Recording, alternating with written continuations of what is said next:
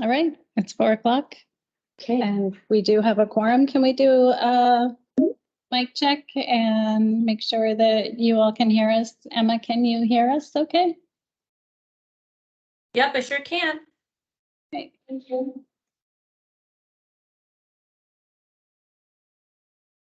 Let Crystal in here. Okay. Help me to know if there's somebody to let in. Okay.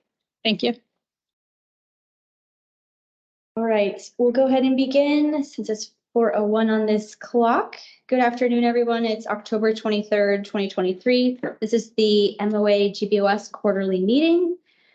The Girdwood Board of Supervisors, its committees and subcommittees are subject to the Alaska Open Meetings Act as found in Alaska Statute 44.62.310 and Anchorage Municipal Code 1.25 Public Meetings. The Girdwood Board of Supervisors operates under the Girdwood Public Meetings Standards of Conduct. I'll call this order at 4:01. I'm Brianna Sullivan, co-chair and Fire Department Supervisor, also in the room. Jennifer Wingard, co-chair and land use supervisor. Mike Edgington, Housing Economic Development Supervisor. Highway, Parks and Rec, Cemetery Supervisor. Thank you. And Amanda Stassi is excused. Let's see. That was our roll call. Any disclosures from the board today?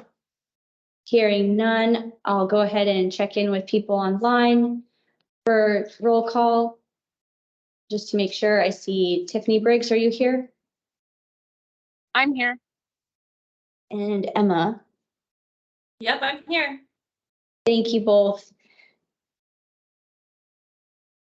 I entertain a motion to approve the agenda for today.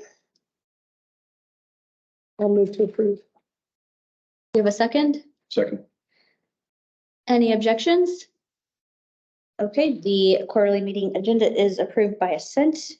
Announcements, the public is encouraged to ask questions and provide comment. Please raise your hand and wait to be acknowledged. To help discussion stay productive, please direct your comments to the board rather than other members of the public and keep your comments focused on the business under discussion. Please be respectful of everyone's opinions. And we'll go ahead with number 1. And I welcome everyone again. We'll follow up from July MOA GBOS meeting listed as requests for information on non-residential taxes collected from Girdwood. Just before we go to the first item, I apologize for missing the first couple of minutes, but are we expecting the municipal manager or any other staff to? Well, we are expecting Mr. Kohlhaas, but he hasn't arrived yet. And then we have Emma and we have Tiffany Briggs online. I'm wondering if we could skip item 1 and maybe go straight to 2 then. Yes, there's a motion then to change the order. So we'll go to number 2. If there's any objections, then we'll go to if there's not objections, we'll go to number 2. Okay, HLB items. Jennifer, would you like to start with this or? Actually, it looks like the first item under this is the update on the Girdwood Industrial Park, and maybe we could ask one of our HLB representatives to address that. Yeah, hi, this is Emma. I can speak to that item.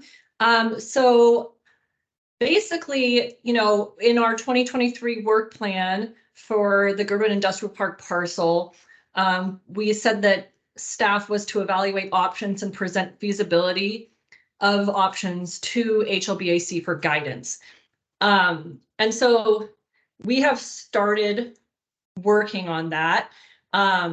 So basically we've had internal meetings with development services, planning, AWU, to start just brainstorming what are the options for the Girdwood Industrial Park. And since then, that was about maybe 2 or 3 months ago. And then at our last month's HLBAC meeting, we presented some of the options that we had come up with sorry, I should back up. We didn't present the options. We were just at the very beginning stage of this feasibility study. So right now what we're trying to do is gather information, and we're trying to get input on what information would be helpful for choosing an option for the future of the industrial park. And so we met with HLBAC, or we consulted with them. And then last week, we came down to Girdwood and we met with a few of the permittees.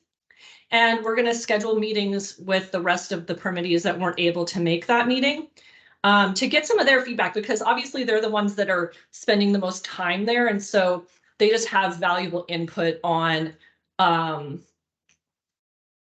what would actually be a good path forward for the industrial park. So I have a few of the slides from the presentation that we gave to HLBAC. And again, I want to reiterate that this is just the very first phases of this project. And so these are just some of like the big overall options that we're thinking about. And something that I would appreciate is, we're planning on including GBOS in this process. And something that we would appreciate is what does GBOS expect their role in this process to be? Like at what phase do you want to be involved and how much would you like to be involved? Okay, let me see if I can share my screen. Okay.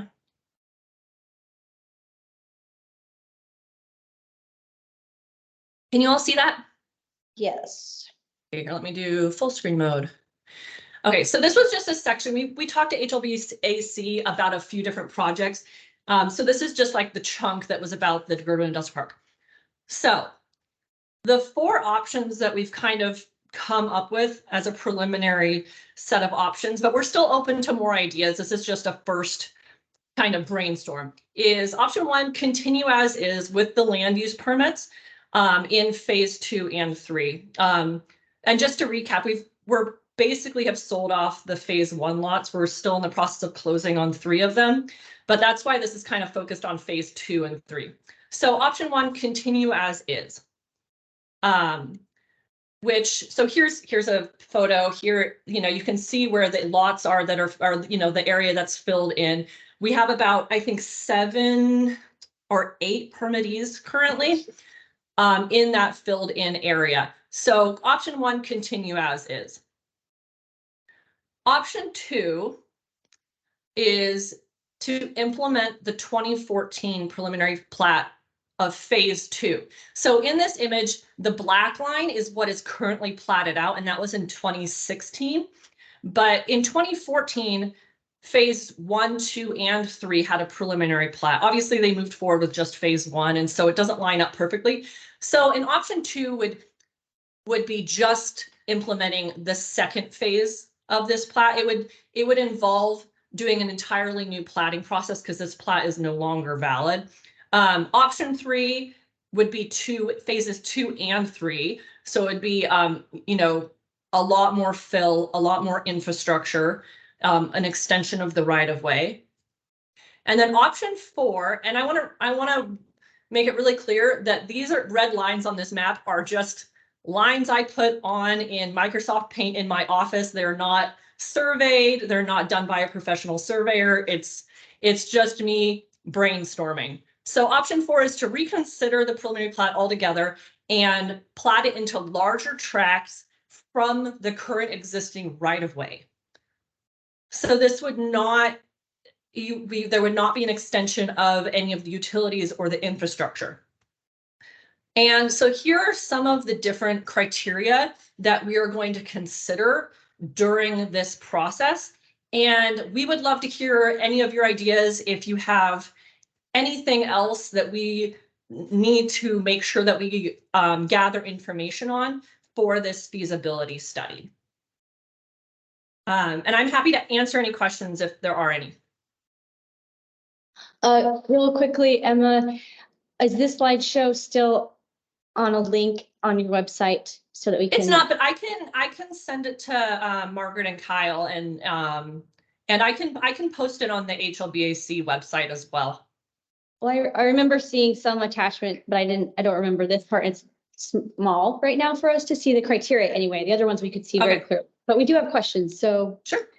Mike, were you? Yeah, I knew you already answered this at last week's open house, but can you explain why the current plat isn't valid anymore?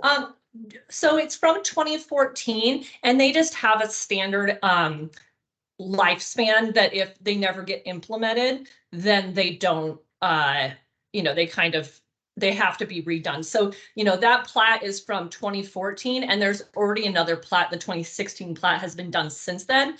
There was also another preliminary plat that petered out that was from 2001. I think it was done by Dowell, and it had a really similar footprint, but it actually had lots that went all the way around that that lower cul-de-sac. So I'm not sure why RNM is the one that did this 2014 plat. I'm not sure why they made those changes, if there was more wetland data, or maybe there's a maybe the easement for the trail wasn't in existence yet. I'm not really sure.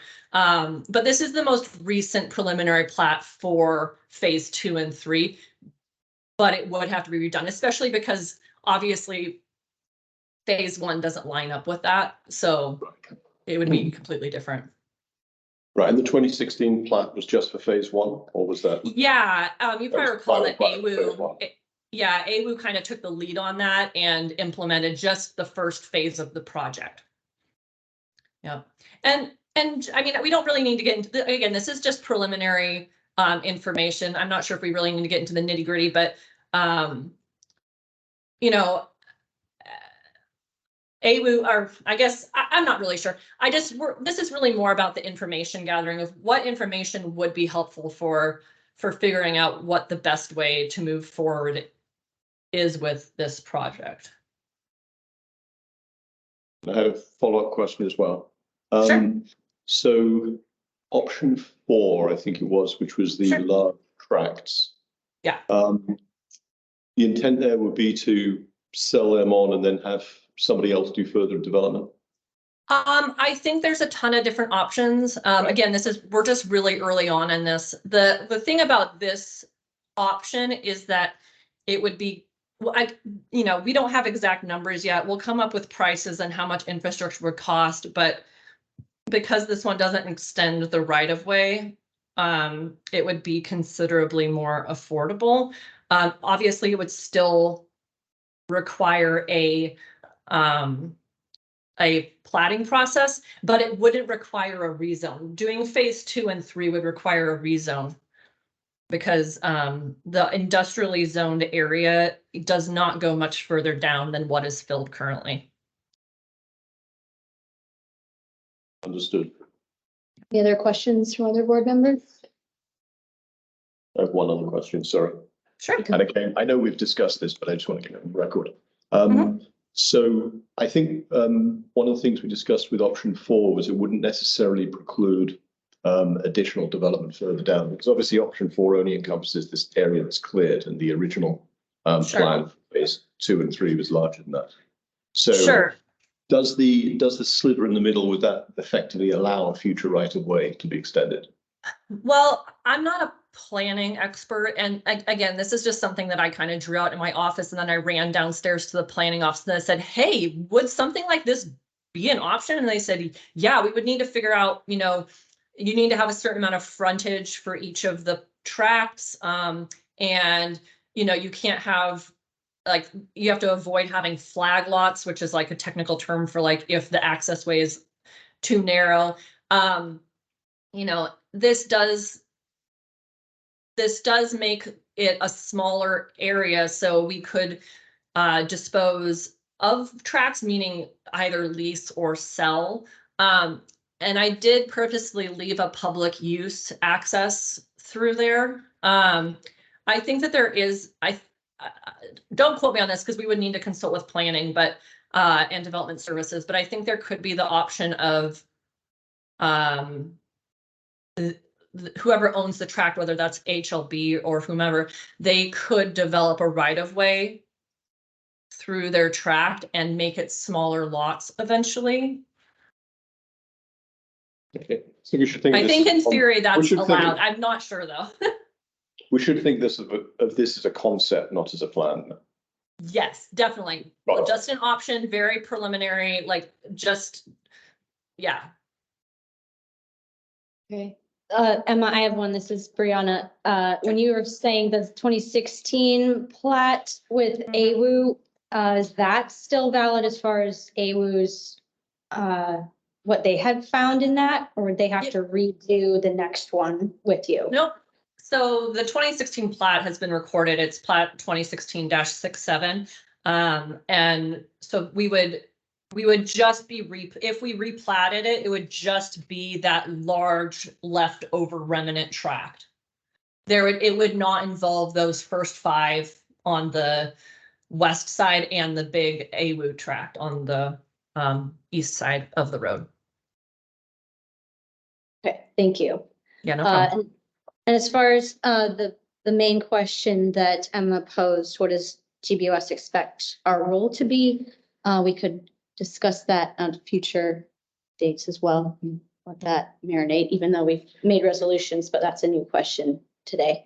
We do have a question in the room, Emma. Sure. The first part of the black line platting was made was paid for by AWU, so that they could define the area of the waste and water treatment plant. And so they paid for the platting. Who would pay for the platting, the extended platting in option 2, 3, or for the concept of 4? Where would that money come from? That's a great question, and that's something that in this feasibility study will be figured out. Okay, thank you. Can I Yes, go ahead, Jennifer. I'm just curious, in the feedback you've gotten so far, have you heard a strong preference for one of the options over the other, or? I think that everybody can agree that we don't want option 1, which was continue as is. So I think, I think it's just kind of weighing the difference between, something similar to the 2014 preliminary plat or the larger tracts. And I think there's pros and cons to both sides. I think we just need to weigh the cost to the benefit. I think that option 4 might have a shorter timeline and be cheaper, but they're larger tracts. So I don't know if that's desirable to the community or not. And I want to think not just in the 5-year short term. I want to, this is going to be used for decades to come. So, we want to think about how can it be useful for the community for a longer time span. But no, I haven't heard a ton of negative feedback about either of those. I think everybody's just needing more information. Thank you. Mike? More of a comment on the question. It's a segue actually from the last thing you said, Emma. One of the criticisms we hear is that the phase 1 was very much a short-term solution, and it was chasing a particular funding source. And some of the decisions made in that we're now paying the cost of. There's a lot more, design and extra things that would have to be done to extend to phase 2 and 3, which could have been done more efficiently if we were looking at the big picture and not rushing towards phase 1. So I really appreciate that you're looking and thinking about both the short term and the medium long term, because I think this is a long term asset. We have to think about it as use over the next decade or 2, as well as the next 2 to 3 years. Yeah. Anything else from the board? Jennifer? Yeah, I know we need to discuss that central question later about the GBOS once their role to be, but I just wanted to thank you both for being here and for the communication. Like, I know for a fact that we appreciate the information. And I think that one thing we could all agree on just right on the spot is that it's great to be informed, and especially along the way. It's super important, and we appreciate it. Thank you. Yeah, well, I can definitely plan on giving updates at these meetings, and we'll be giving updates at our monthly HLBAC meetings, whether that's during the meeting or we give an update in the packet for each meeting as well. And we are starting to work on our 2024 annual plan. So we're kind of hoping that this feasibility study and our 2024 annual plan will kind of move forward together. we'll have some good progress on this in the next few months. Thank you. Thank you, Jennifer, for that. I would just chime in to say we look forward to the next industrial park meeting results and comments. So if there's nothing else, I'll go to the next topic for HLB, which is the 1 and 5 year plan. If no board members want to start, Emma, then you could be next. Sure. Is there a specific question, or do you just want an update on the 2024 plan, or was it more about the 2023 plan? I think we have both. Okay. Let's start with if you're willing, and if it's okay with the chair, could we start with whatever update you might have about the current plan or the current, sorry, 2024? Okay. So, we just had the 2023 plan approved by the Assembly on August 8th. We are going to turn around and we're starting to work on the 2024 plan. It's not going to be a huge overhaul, since it's only been a few months. But we are, there's already a couple, small changes and updates that we have. And last week we held a series of open houses. So we held an open house in Girdwood on Monday evening, and then we held a interagency open house on Tuesday, as well as a public open house on Tuesday at the Permit Center. And we're actually going to have a virtual only option open house on Wednesday, the 25th at 5:30. And you can find that link on our website, muni.org/HLB. And it's basically just a Q&A, an opportunity for people to come ask questions and give thoughts. And if you're unable to make it to one of those meetings, you can always just email a comment maybe and to hlb@anchorageak.gov. So we're just in the preliminary phases of the 24 plan. We're hoping that we will have a draft ready for public review and public comment period, which is 45 days. We're hoping by the new year to have that, and then, or maybe even earlier in December. And then we're hoping somewhere like February or March to have it approved. We really want to have it approved by the end of the first quarter. Thank you. Any questions so far? One quick question on the items that are on the 2023 plan, which Sure. don't get completed. Do they automatically move on to the 2024, or is there an opportunity to review? Opportunity to review. It's very common for us to have holdover items. I kind of think of the annual plan as not a list of things that are definitely going to get done during the year, but things that we will, that are going to be considered for this year. I think anyone would agree that if you look at our 1 year plan that it's way more than could get done in a single year.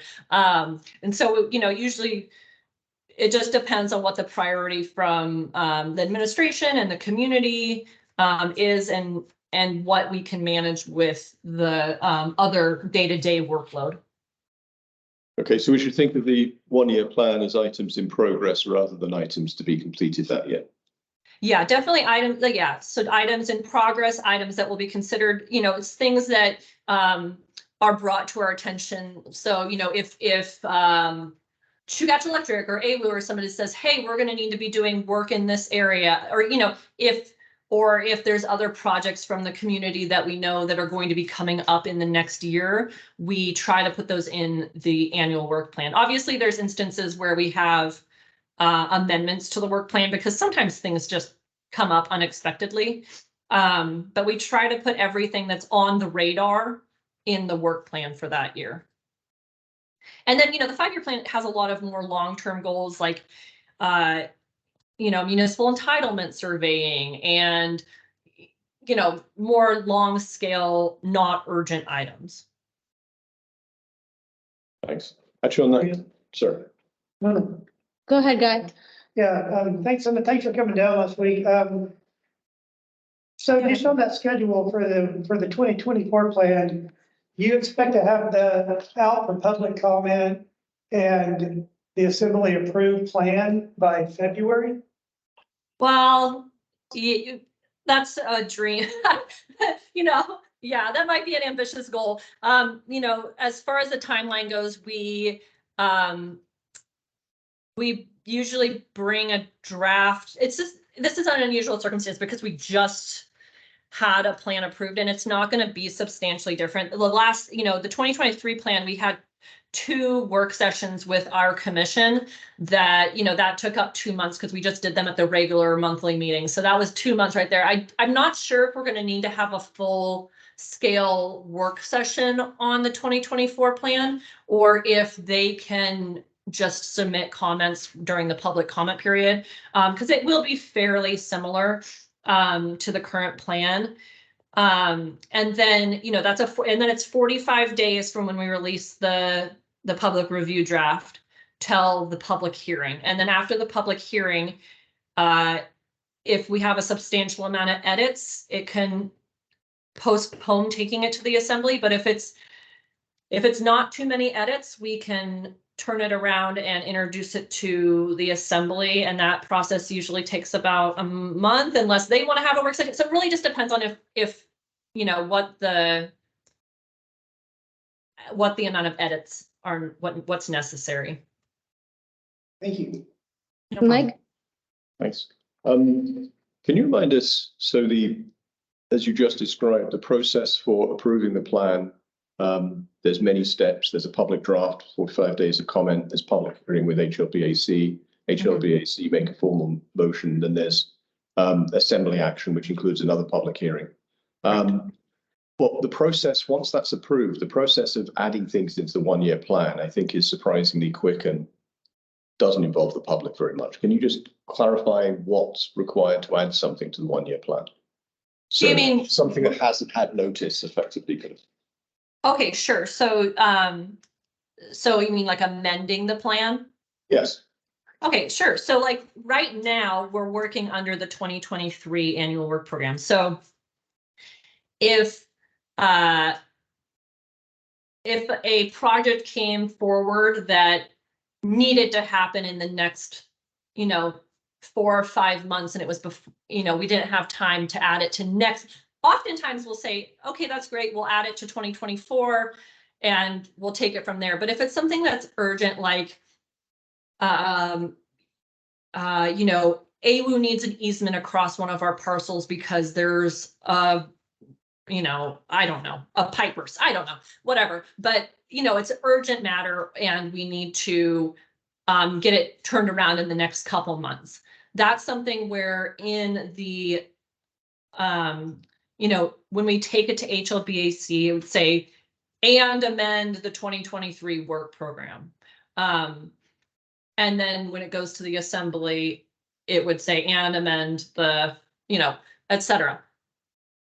In the last year before we approved this 2023 plan, there was an unusually high amount of amendments to the plan. And that was because we operated without a work program for a year because of staff shortages and just timing. So that it yeah. So that was an unusual circumstance. I think that was probably the most amendments to the work plan that has happened during a year. That's not usual standard practice. So some items that would be an amendment to the plan wouldn't necessarily have to go to the assembly, or would they have to because the plan is being amended? So any disposal goes to the assembly. Any easement, lease, sale, acquisition, that always goes to the assembly. Okay. So I think, like, for example, this coming month, I think we'll probably have an amendment to the 2023 work plan because Tugat Electric has approached us that they need to have an easement across one of our parking lots in northwest Anchorage. And so we will probably, yeah, I mean, we're going to need to say and amend the work program because we didn't know about that 5 months ago when we were drafting this work plan. But it's also not something that can wait 4 or 5 months for the next work program. Thank you. Okay, No problem. thank you, Emma. And we're about halfway through our meeting. We still have more questions. And Okay. Jennifer, go ahead. Okay, thank you for all that. I want to circle back. Well, first of all, again, thank you for all the communication and openness. I want to circle back to some of the GBOS responses to the last of the 2023 work plan, and just kind of make sure that those don't fall through the cracks. And in particular, one of them ties into some of the questions Mike just had about the frequency of amendments to the work program. I certainly understand the explanation you've given about ALU and Chugach Electric and those things that arise. We have lingering questions, I believe, in the community and on GBOS about amendments such as the Holton Hills one, which was not a function of working with an older work plan, since it was a brand new plan when that amendment was made, and was also not convincingly the subject of a time constraint from, a public utility or anything else. So we had in our response that we be provided guidelines about when and how amendments to the annual work plan are warranted. And I understand your response just now that you gave, but I hope you understand that is still a request, and it's connected to issues and concerns and questions that arose from things like the Holton Hills disposal.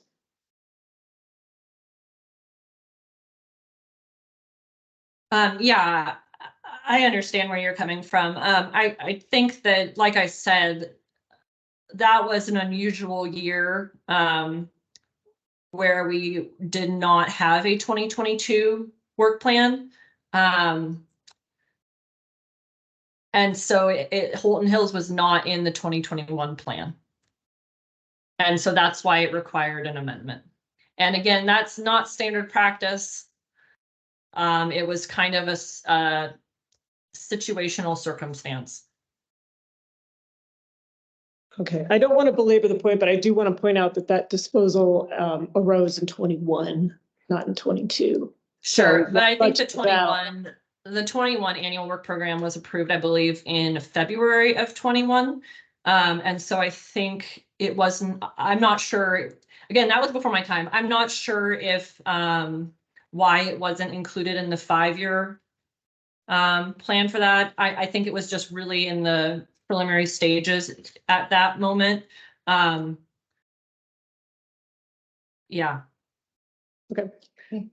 And then, sorry. Actually, any other board members I think Tommy had his hand up earlier, and I think it might be related to, not the 5-year, but Tommy, Yeah. go ahead. I'm Tommy O'Malley. I have a question and maybe an amendment to your 2023 program. In a publication, you have listed parcel 1-111.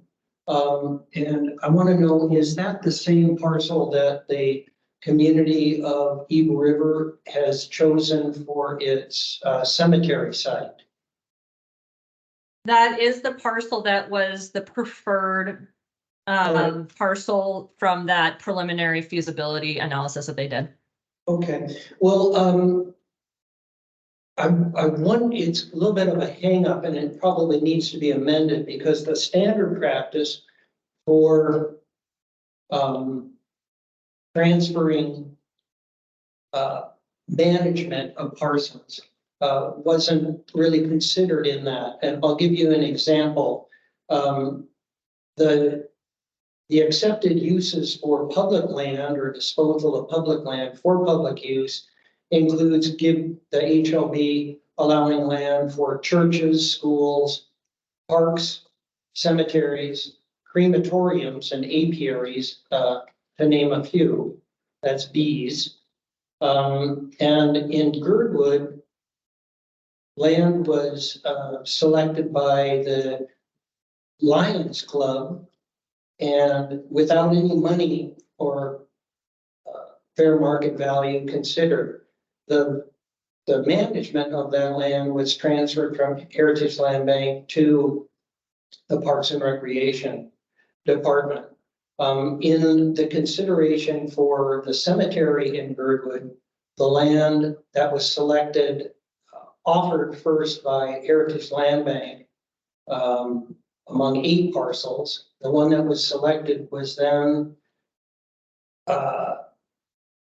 chosen, and at the time, the health department was the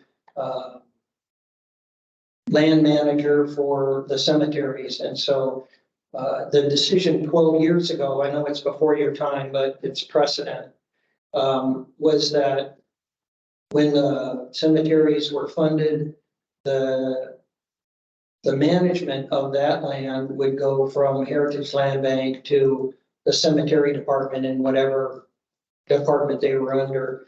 In Eagle River, the people in Eagle River were given several sites to consider by Heritage Land Bank. And I believe Heritage Land Bank was at the Zoom meeting where that one site, 1-111, was selected for public use as a cemetery, not for, and your error or amendment is needed because when their representative Allred earlier this year put in a grant proposal for a cemetery in Eagle River, it included money to buy the land from the municipality to give to the municipality for this land because of your designation here in the work program. It might have failed because people know the municipality doesn't pay municipality for its own land. So I'm asking you to look at that part of your 2023 work program and amend it so that it does not include a fair market value needs to be paid from the municipality to the municipality for a cemetery. You get that? Yeah, so I'm hearing a lot. Yeah. There's a lot to respond to in there. We're not at this point, I don't know if we would amend the 2023 work program unless that project was coming forward in this year. That's something we would consider for a 2024 plan. And as far as precedents, there's precedents going both ways. HLB is not a tax supported entity. And so the way that we work is a little bit different. There's examples of Chugiak Eagle River Parks and Rec purchasing parcels from us. It really is dependent on the land use and what the quote unquote highest and best use of that parcel is. If it's something that really can only be used for recreation, if it's really sloped or if it's wetlands, there are instances where we transfer that because that really is the only use. But there's there's lots of examples where there's a road extension and that's going through a parcel and that parcel is purchased for, or easement is purchased from HLB for the use of a road extension. Those are the two examples I can kind of think of off the top of my head. So it really just depends on what the use of the land is and what the potential of that parcel is.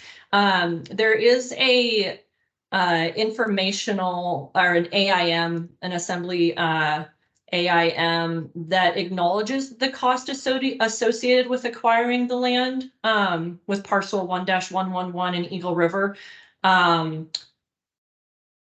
So, I think that's something that I hear your comment and, that's something that will be considered for the 2024 plan. Thank you. Thank you, Emma. Any other questions on this topic? Jennifer? Sorry, is that the cemetery topic or the 1 in 5 year plan? 1 in 5 year, Okay. unless you have cemetery. No, just checking. No, Emma, I wanted to circle back one more time to the GBOS response to the last plan because it's going to come up again, I think, for this next one. And that one had to do with our second bullet point, which said something about acknowledging the impact of HLB actions on the local community. And I wanted to just expand on that or be a little bit more clear on that because I want to make sure it's understood that we're kind of not asking to make sure that our feelings are validated. That's not what that's about. It's about wanting to, needing to find a way to make sure that our local economic and long-term considerations are included in land disposals, whereas other things are specifically listed out, things like insect damage, plant disease, et cetera. We don't have a specific listing for long-term economic benefit or detriment to the community. And that, again, circling back to this issue was obvious and immediate with Holton Hills, and feeling like Girdwood was more aware of the long-term damages and the long-term economic impact than anybody else. And there's no current mechanism in the decision-making process for that viewpoint to be heard besides generating mass amounts of public sentiment and public testimony, which is not only inefficient, I think it leads to bigger blockades to development and less creative collaboration because it puts the community necessarily in a reactive mode. So I have some specific ideas around that, including at the very least getting some more Girdwood representatives and true representatives on HLBAC. But I would be interested also in what you see as the HLB role in increasing the that information flow or increasing that communication channel.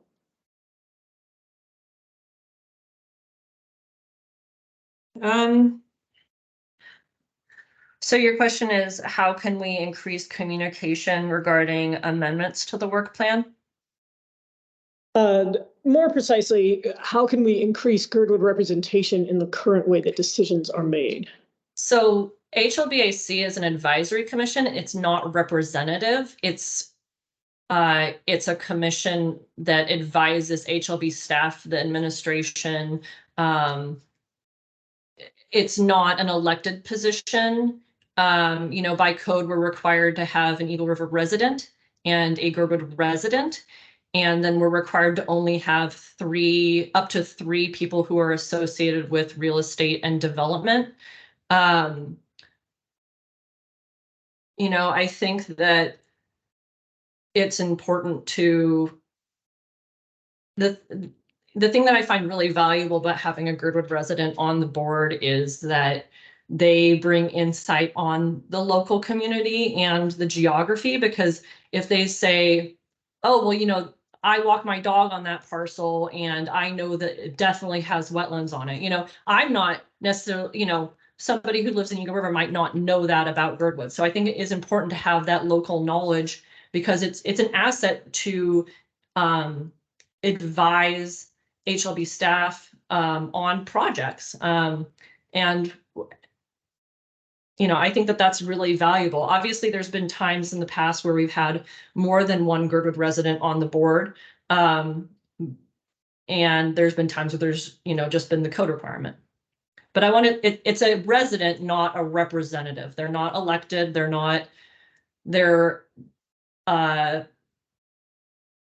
What's the word? They apply and then, the mayor puts them forward and then they're approved by the assembly, just like all of the other advisory commissions. Okay, yes, I'm thank you. I'm kind of bleeding into the next. Jennifer's segueing into the next sub bullet point of number 2. And I think we'll go into that briefly because also Emma, you're a feature because there aren't other people right now for number 1 or 3, I think. So Jennifer. Is that okay? I didn't mean to, if we have more they're tied together here, I guess, because I am working with the official GBOS response to the 1 and 5 year plan, but it is, this is a follow-up point to which we have not yet gotten an answer. And so I just want to clarify my question here. My question was not about particularly the HLBAC. My question is just very specifically, how can we get Girdwood representation on the decisions that are so dramatically affecting our landscape, our economy, and our community? Because right now we functionally have little or none since as you yourself just said, the HLBAC is an advisory position and the way in which that position is filled. While I appreciate your perspective that the Girdwood person can provide information about Girdwood, the current requirements for that position are only as the person lives in Girdwood. There's a far different, as we all know, there's a much different thing to simply live in Girdwood or to try to represent the and I understand what you're saying about HLBAC not being represented. So let me just repeat the question very simply. How can we get representation on these decisions that so dramatically affect our community?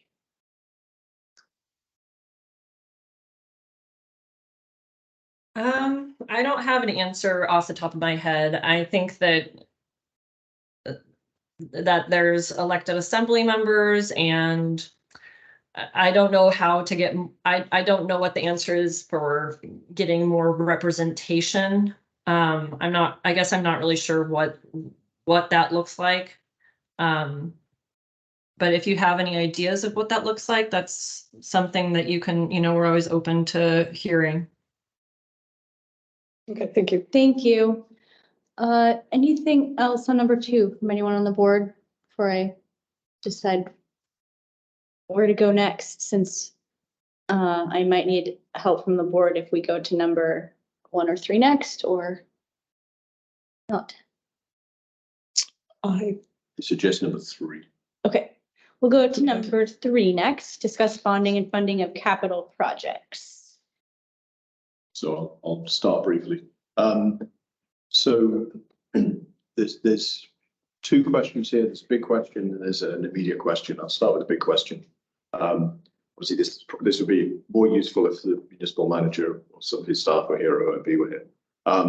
But we have had historically great difficulty. In fact, I'm not sure if we've ever had a bond which was specific to Girdwood, not part of an area-wide, so a specific bond just for Girdwood service area actually pass a vote because of the requirement for an Anchorage-wide vote as well.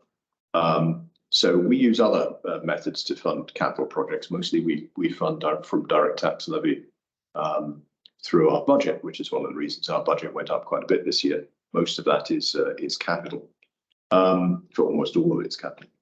So big question is, there's a long-term question about what other options this area, and how can we do a better job of getting bonds passed. This probably isn't the right audience to go too far into that, so I'll segue into the other more immediate issue, which is that of the cemetery bond, which has been discussed for several years, that we were under the impression was going to appear in last year's capital bonds. We definitely expected to be in this year's capital bonds. It was not in the capital improvement budget or plan. So I think Tommy has some updates about where we are now, and I think this is probably something that's going to end up happening through Assembly Act this afternoon. Yes.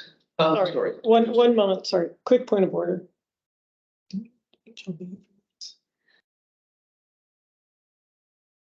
This is not a HLB related topic, I believe. And Correct. so I'm We wondering. still have this meeting, so I think it might be good to get. Sure, but no, I'm okay with that. I'm just wondering if we could excuse them. Like, I'm sure they have other things. Do we have anything else connected to HLB that we need so that they could be free to get on with their day? This is HOB land. Yes. Yeah, but it's not, the bonding issue is separate from that. This is relates to the Disposal of it. Right. Well, thank you for that point of order. Well, in time frame that we have left, let's continue and just be aware, attendees, of what item we're on, if it affects you. No, I guess what I'm asking is, can we excuse them? Or do we need them on for this? Like, actually, we can ask them, like, is there any, do you need to weigh in on this, or do you have anything to say about this? I was planning on staying and just listening in, but Okay. yeah, okay. I mean, That's I can fine spare too. 10 minutes. Yeah. Okay, thanks. Okay, sorry, that. Okay. Tommy, go ahead. Is Ken Colhase No. present? No. That's unfortunate.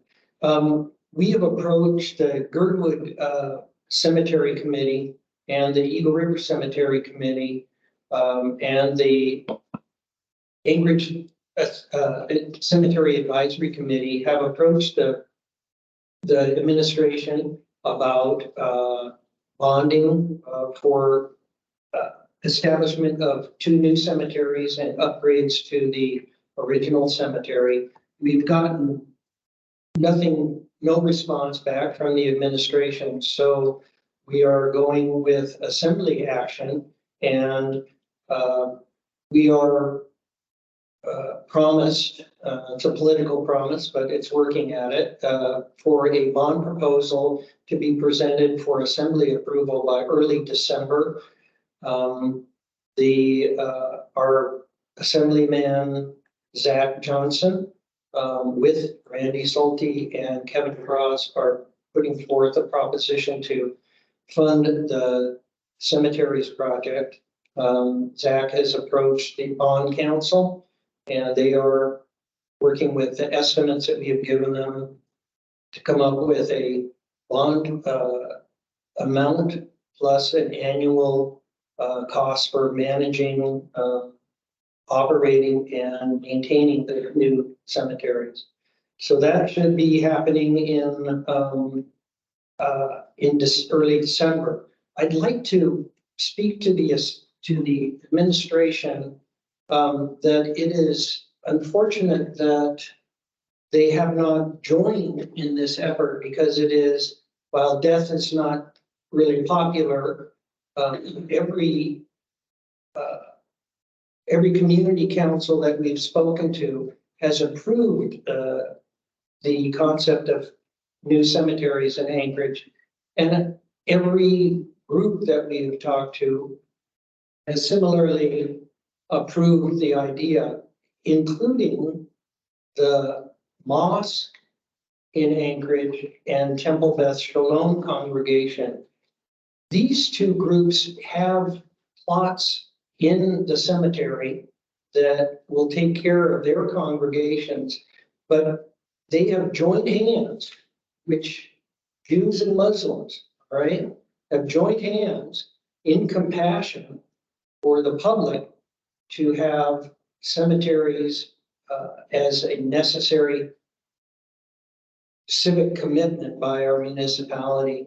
And I really, I don't want to sound like I'm chiding the administration, but this is an opportunity for them to join with the assembly and with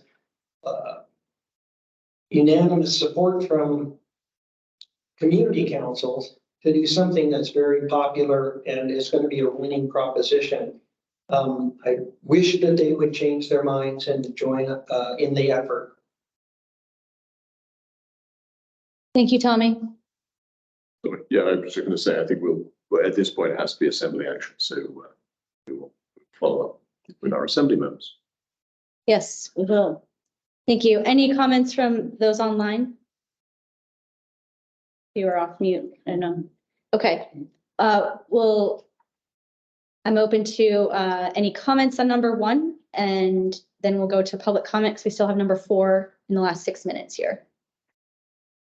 Anything from the board?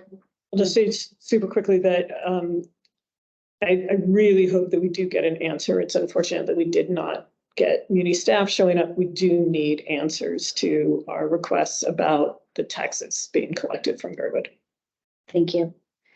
Hopefully we can submit that in writing or have a response in writing. We can do that. And I'll go to public comment. Persons offering public comment must state their full name and address. It's limited to 3 minutes and on subjects not listed on the agenda. Is anyone here for public comment? Seeing none, we'll go to number 4. So any municipal staff, you are excused. GBOS has a resolution that we'd like to see and hopefully approve for Little Bears. Mike. Speak to this briefly. This is somewhat similar to the resolution we passed in 2020. We've just updated the language and added some specifics. So actually, I had a couple of suggested changes, but I see you already made at least one of those. So one was to change the title, but I see that's there. That's already been done. I think all of the changes got accepted in this version, so including the ones from Crystal Hope. Okay, I think there's one other change I'd make, but let's, I'll move this. So I move this resolution. Do we have a second? I'll second. Second by Jennifer. Any discussion? I just want to make sure, I think there was something in the last two whereases that we might want to just clean up. The last one was correct. The penultimate one, there's just a little bit of language change. It would be probably helpful to have the year that the partnership occurred.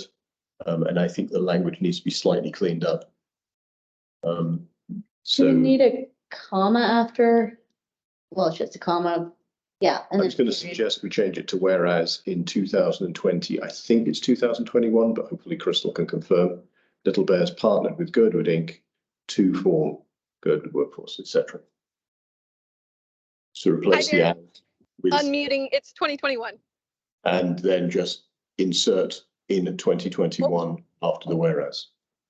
Actually, excuse me, Girdwood Inc. in 2022. Apologize. Sorry, 2022. Okay. I'll move that as an amendment. Do we have a second for the amendment? I'll second it. Second on the amendment, and then I'm just seeing the top whereas on that page, the decimal and comma, I think need to be switched after 1.6 million. Small comma, fine. So just the place decimal and comma.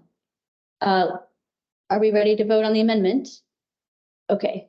Margaret, could you do roll call for the amendment? For the amendment, Brianna Sullivan, Yes. Jennifer Wingard, Yes. Mike Eddington, Yes. and Guy Wade. Yes, Okay, and we can go back to the main motion. Any further discussion on the main motion?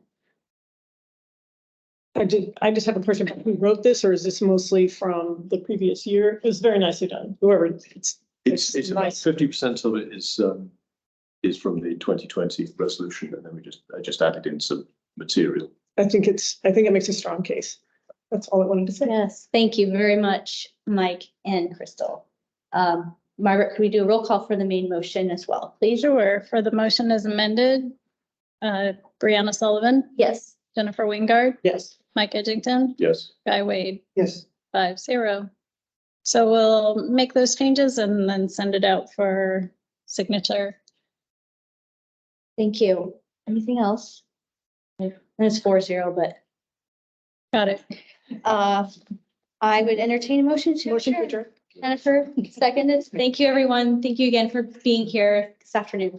I'm gonna We'll get ready run for- and grab some water. I'll be right 5 back. PM meeting is next. Thanks. Musical chairs.